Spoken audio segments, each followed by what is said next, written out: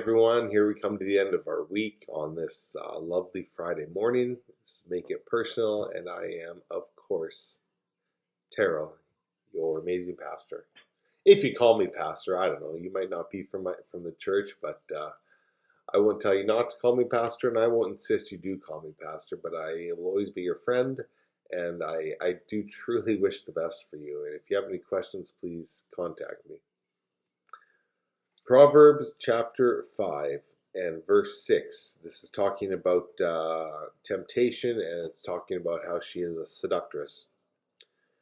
She has prevented many from considering the paths of life. Ooh, that's tough.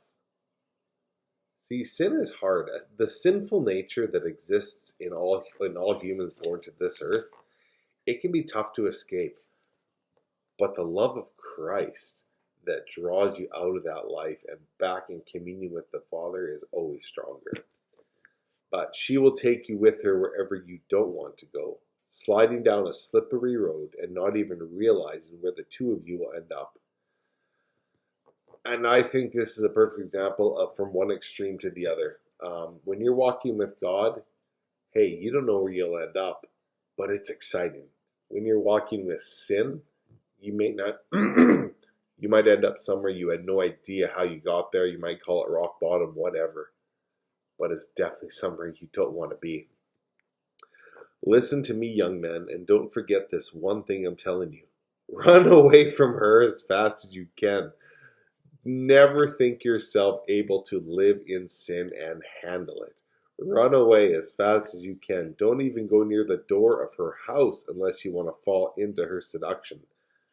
For me personally, that was the hardest one, to allow myself that thought of, well, I can handle a little bit as long as I don't go too far.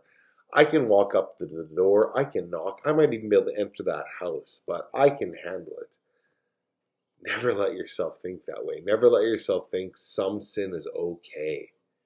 Because any sin requires you, and I mean any sin requires you to let go of the hand of God and walk away from Him. Because if you're on the path of God, of wisdom, of righteousness, there is no sin. There is nothing in that path to take you away from God. The only way to sin is to walk away from God. And that should be the strongest motivation of them all, leaving the hand of your loving Father who truly wants the absolute best for you 100% of the time. God bless you guys.